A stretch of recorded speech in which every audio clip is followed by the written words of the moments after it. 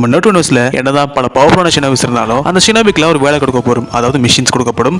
அந்த மிஷின்ஸை யார் இருக்கலே அதிகமாக கம்ப்ளீட் பண்ணிக்காருன்னு இந்த வீடியோவில் பார்க்கலாமா? சரி, 5th பிளேஸ்ல பார்க்குறது நம்ம கேப்டன் யாமாட்டோ. நம்ம கேப்டன் யாமாட்டோ வந்து கிட்டத்தட்ட 996க்கு மேற்பட்ட மிஷின்ஸை முடிச்சிருக்காரு. அதில் 35 எஸ் ரேங்க்ஸ் மிஷின்ஸுமே அடக்கும். அடுத்தது நம்ம 4th பிளேஸ் பார்க்குறது கக்காஷி ஹாட்டகே. இவர் வந்து கிட்டத்தட்ட 1141 மிஷின்ஸ் முடிச்சிருக்காரு. இதில் 42 எஸ் ரேங்க்ஸ் மிஷின்ஸ். அடுத்தது நம்ம 3rd பிளேஸ் பார்க்குறது நம்ம சொன்னாலே அவங்க மொத்தமாக 1256 மிஷின்ஸ் முடிச்சிருக்காங்க. இதில் 95 எஸ் ரேங்க்ஸ் மிஷின்ஸ் முடிச்சிருக்காங்க. அடுத்து நம்ம 2nd பிளேஸ் பார்க்குறது நம்ம ஒராச்சி மாரு. இவர் மொத்தமாக 1468 மிஷின்ஸ் முடிச்சிருக்காரு. இதில் 108 எஸ் ரேங்க்ஸ் மிஷன்ஸ் முடிச்சிருக்காரு. அடுத்து ஃபர்ஸ்ட் கிளாஸ் பார்க்குறது மினட்டோட சென்சை தாத்தா ஜிராயா.